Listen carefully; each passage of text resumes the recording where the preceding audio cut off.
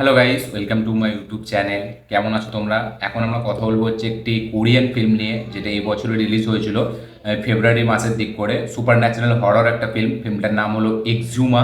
তো এই ফিল্মটা ফাইনালি এখন ওটিটি রিলিজ হয়ে গেছে। রেন্টে আপনারা এটা প্রাইম ভিডিওতে দেখতে পেতে পারেন। তার সাথে সাথে বুক মাই শোতে কোরিয়াতে এটা রিলিজ হয়েছে। তো আমি ফিল্মটা দেখেছি, কীভাবে দেখেছি আপনারা সকলেই জানেন, ঠিক আছে? আমি বুক মাই শো থেকে দেখিনি, অন্যভাবে দেখেছি। তো আপনারা চাইলে গিয়ে দেখতে পারেন। তো কেমন হলো এই সিনেমাটি সেটা নিয়েই কথা বলবো। চলো ভিডিওটা শুরু করা যাক। তো এই ফিল্মটা একটা super natural horror thriller film, ঠিক আছে? এই ফিল্মটা কাইন্ড অফ থ্রিলারও বলা যায়। এই ফিল্মের যে একটা প্রেজেন্টেশন বা যে একটা এক্সিকিউশন এই ফিল্মটার, সেটা কিন্তু বাকি হরর যেসব ফিল্ম আছে সেই ফিল্মের থেকে অনেক ডিফারেন্ট। এবং এই ফিল্মটা যেভাবে স্টার্ট হয়, ঠিক আছে, ফিল্মটা আমাদের এইভাবে ডেভেলপ করে জিনিসটাকে, যেভাবে একটা মানে এই যে বিল্ড আপ আমরা বলি আমাদের এইখানে হিন্দি সিনেমাতে বা সাউথ সিনেমাতে যে একটা বিল্ড আপ দেয়, এখানে কিন্তু এই হরর ফিল্মটাকে সেইভাবে বিল্ড আপ দেওয়া হয়েছে। এবং এই ফিল্মটার স্টোরিটা হলো একদম ছোট করে, আমি যদি স্টোরিটা বলি, স্টোরিটা অনেক ডেপথে আছে, অনেক হিস্টোরিক্যাল ব্যাপার আছে এই সিনেমাটার মধ্যে। কিন্তু আমি ছোট ছোট করে একটা স্টোরি বলছি। যেখানে একটা বাচ্চা ছেলে আছে যার শরীর খারাপ হয় প্রচণ্ড, এবং তার বাড়ির লোকের মনে হয় যে তার শরীরের ভেতরে কিছু আছে, কোনো একটা আত্মা টাত্মা কিছু আছে। তাই জন্য তারাই যারা এইসব ছাড়ায় তাদেরকে ডাকে। এবার তারা সেটা ছাড়াতে গিয়ে বুঝতে পারে যে এখানে অন্য কিছু ব্যাপার আছে। এবার তারা তাদের বংশের ওপরেই কিছু একটা রিজন দেয় যে এই বংশের কিছু প্রবলেম আছে, যার জন্য একটা কবরকে আবার মানে তুলতে হবে, বার করতে হবে। তো সেই সবই তারা করতে থাকে। তার করার ফলে একটা জিনিস বেরিয়ে যায়, যেটা বেরোনোর পর তাদের অনেক প্রবলেম ফেস করতে হয়। তো সেই জিনিসটা কী সেটা দেখার জন্যই এই ফিল্মটা দেখতে হবে।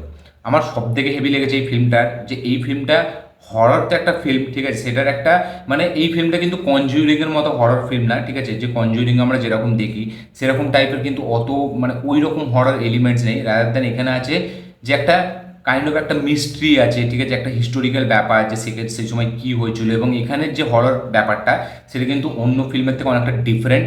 এবং এই ফিল্মে হরর এলিমেন্টস কম আছে, কিন্তু যে একটা এই মিস্ট্রিটা যেটা খুলতে থাকে আস্তে আস্তে।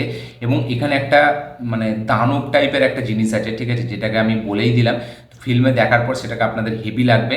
তো সেই জিনিসটা এখানে যেভাবে এক্সপ্লোর করেছে, এই যে মিস্ট্রির ব্যাপারটা, যে হিস্টোরিক্যাল যে ব্যাপারটা, সেটাকে যেভাবে নিয়ে এসছে। এবং এখানে কি এই যে সিনেমাটাকে পরে এক একটা এপিসোড হিসাবে, এক একটা পার্ট হিসাবে ডিভাইড করা হয়েছে, ঠিক আছে? প্রত্যেকটা পার্টের এক একটা নাম আছে। এবং একটা কেস সেটা হয়ে যাওয়ার পর যখন দ্বিতীয় কেসটা আস্তে আস্তে খুলছে, তখন যেসব বিল্ড আপ এবং পুরো ফিল্মটাকে যেভাবে ডিজাইন করেছে, ডিরেক্টরের ভিশন, ডিরেক্টর যেভাবে বলতে চেয়েছে গল্পটাকে, সেটা কিন্তু বেশ ব্যাপক। সবার পারফরমেন্স এখানে হেভি লেগেছে আমার। এবং বিশেষ করে এখানে যে জিনিসটা সেকেন্ড হাফের দিকে যখন ফিল্মটা যায় আস্তে আস্তে, সেখানে কিন্তু দারুণ একটা স্ক্রিন প্লে চলতে থাকে। এবং এই ফিল্মটা খুবই একটা এঙ্গেজিং ফিল্ম। একদম স্টার্টিং থেকে এন্ড পর্যন্ত ফিল্মটা কোথাও আমাদেরকে বোর করে না। এবং তারপর তার থেকেও বড় কথা যে এই সিনেমাটা সব থেকে যেটা বেশি হেভি ব্যাপার, সেটা হচ্ছে এই সিনেমার সাউন্ড ডিজাইনিং। সাউন্ডটাকে যেভাবে ইউজ করছে এই সিনেমাতে, সেটা জাস্ট এই সিনেমাটাকে অন্য লেভেলে নিয়ে যাচ্ছে, আর একটা ধাপ উপরে নিয়ে যাচ্ছে। সিনেমাটা জাস্ট হেভি, খুবই একটা সুন্দর সিনেমা, হরর এলিমেন্টসের মধ্যে ব্যাপক একটা thriller horror super natural kind of cinema. এবং এই সিনেমাটা যেভাবে এই বললাম যে হরর সিনটাকে যেভাবে বিল্ড আপ করেছে সেকেন্ড হাফে, ঠিক আছে, ওই যে এলিমেন্টসটা যেটা বেরোচ্ছে, সেটার পেছনে যে কাহিনী, যে মিস্টিরিয়াস ব্যাপার, এখানে যে ব্লাড বাথ, ঠিক আছে, এখানে যে একটা হরর ব্যাপার, সেটাকে কিন্তু খুবই ভালোভাবে ডিজাইন করেছে ডিরেক্টর। এবং প্রত্যেকটা সিনকে কিন্তু হেভিভাবে ডিজাইন করেছে। এবং এই যে হরর এলিমেন্টসটা তারা যেভাবে মানে দেখাচ্ছে না, ঠিক আছে, তারা কথার মাধ্যম দিয়ে সেই জিনিসটাকে ফিল করাচ্ছে। এবং কিছু কিছু পোর্শনে আমরা ওই যে বললাম কনজুরিংয়ের মতো হরর এলিমেন্টস আমরা দেখতে পাই। এবং লাস্টে একটা সিন আছে, ঠিক আছে, যেভাবে ক্লাইম্যাক্সটা ডিজাইন করা আছে যেইভাবে, ঠিক আছে, সেই সিনটা কিন্তু আমাদেরকে ব্যাপক মানে খুবই একটা খুশির মানে অনুভব করায় যে এই জিনিসটা হলো ফাইনালি। মানে আমরা এখানে ক্যারেক্টারগুলো এতটা সুন্দর পারফরমেন্স করেছে তারা, ঠিক আছে, যে প্রত্যেকটা ক্যারেক্টারের সাথে আমাদের কানেকশান ফিট হয়। এবং যখন ক্লাইম্যাক্সটা আমরা দেখি, আমরা মন থেকে খুব খুশি হয় যে জিনিসটা এরকম হলো। কারণ এখানে যে জিনিসটা দেখাচ্ছে সে এতটা পাওয়ারফুল, তাকে যেন আমরা সবাই মিলে মারতে চাই, এরকম একটা ব্যাপার। এবং সেইখানে কিন্তু এই সিনেমার ওই যে ক্লাইম্যাক্সটা ডিজাইন করেছে এভাবে ডিরেক্টর, সেটা কিন্তু অডিয়েন্সের সাথে হেভিভাবে কানেক্ট হয়। এবং অডিয়েন্সরা খুব চায় যে এই জিনিসটা হোক। এবং অডিয়েন্সরা জাস্ট লাস্ট পর্যন্ত জাস্ট একটা ওই এজ অফ দ্য সিট আপনি ব্যাপারটা পাবেন যদি এই সিনেমাটা আপনি থিয়েটারে দেখেন। তো ব্যাপকভাবে সিনেমাটা ডিজাইন করা, সাউন্ড ডিজাইনিংয়ের কাজ মারাত্মক লেগেছে আমাকে। এই সিনেমাটি ব্যাপক লেগেছে, হেভি একটা সিনেমা এক্সহুমা। আমি আপনাদেরকে হাইলি রেকমেন্ড করবো এই কোরিয়ান সিনেমাটা দেখতে। একটা সুপার ন্যাচারাল হরর ফিল্ম, যেটাকে ব্যাপকভাবে ডিজাইন করা হয়েছে, গল্প বলার ধাঁচটা আলাদা, বাকি অন্য হরর ফিল্মের থেকে অনেক আলাদা, এবং এখানে যে মিস্ট্রি ব্যাপারটাকে সেটাকে যেভাবে খোলে আস্তে আস্তে, এবং ওই যে আমরা আমরা দেখেছিলাম আমাদের 90s যুগে যেসব ফিল্মগুলো ছিল, পুরানা হাভেলি, ঠিক আছে, এই সব ফিল্মগুলো যারা দেখেছে না তাদের কিন্তু এই সিনেমাটা দেখে অনেক ওই সিনেমার কথা মনে পড়বে। এবং আমি ক্লাইম্যাক্সে যখন আমি মেন জিনিসটাকে দেখি, আমার কিন্তু পুরো ওই পুরানা হাভেলি যে সিনেমাটা ছিল, ঠিক আছে, ওই সিনেমাটার কথা মনে পড়ে গিয়েছিল। এবং অনেকটা ট্রিটমেন্ট কিন্তু ওই রকম, ঠিক আছে।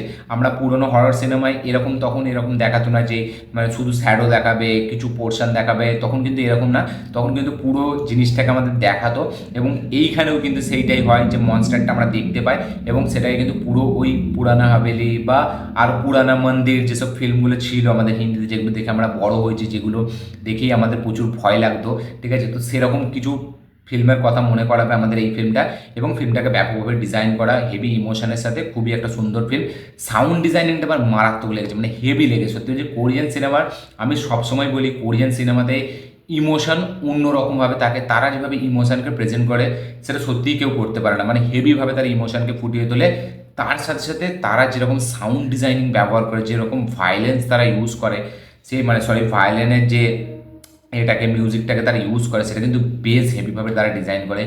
ওভারঅল এক্সুমা সিনেমাটি আমার দারুণ লেগেছে, আপনাদেরকে বলবো এই সিনেমাটি দেখার জন্য। হেভি একটা সিনেমা এবং ব্যাপক একটা থ্রিল দেবে, ঠিক আছে, ব্যাপক মানে মিস্ট্রিয়াস একটা জিনিস আমরা দেখতে পেতে চলেছি। তো সিনেমাটি অবশ্যই আপনারা দেখুন, যারা অলরেডি দেখে নিয়েছেন থিয়েটারে বা যারা এখন অলরেডি দেখে নিয়েছেন তারা অবশ্যই কমেন্ট করবেন যে এই সিনেমাটি আপনাদের কীরকম লেগেছে। যারা এখনও দেখেননি, দেখবে ভাবছেন, তারা দেখে ফেলুন, দেখে অবশ্যই কমেন্ট করবেন যে আপনাদের কীরকম লেগেছে। এবং এই সিনেমার সবথেকে হেভি জিনিস আপনাদের কোনটা লেগেছে, ডিরেকশন নাকি পারফরমেন্স নাকি সাউন্ড ডিজাইনিং, সব থেকে টপ জিনিস কোনটা আপনাদের লেগেছে, এটা অবশ্যই কমেন্টে জানাবেন। আমার এই ভিডিওটি ভালো লেগে থাকলে লাইক শেয়ার কমেন্ট করে দিন, চ্যানেলটি নতুন হলে চ্যানেলটিকে সাবস্ক্রাইব করুন, বেল আইকনটি প্রেস করতে ভুলবেন না। দেখা হচ্ছে পরের ভিডিওতে, ততক্ষণের জন্য বাই।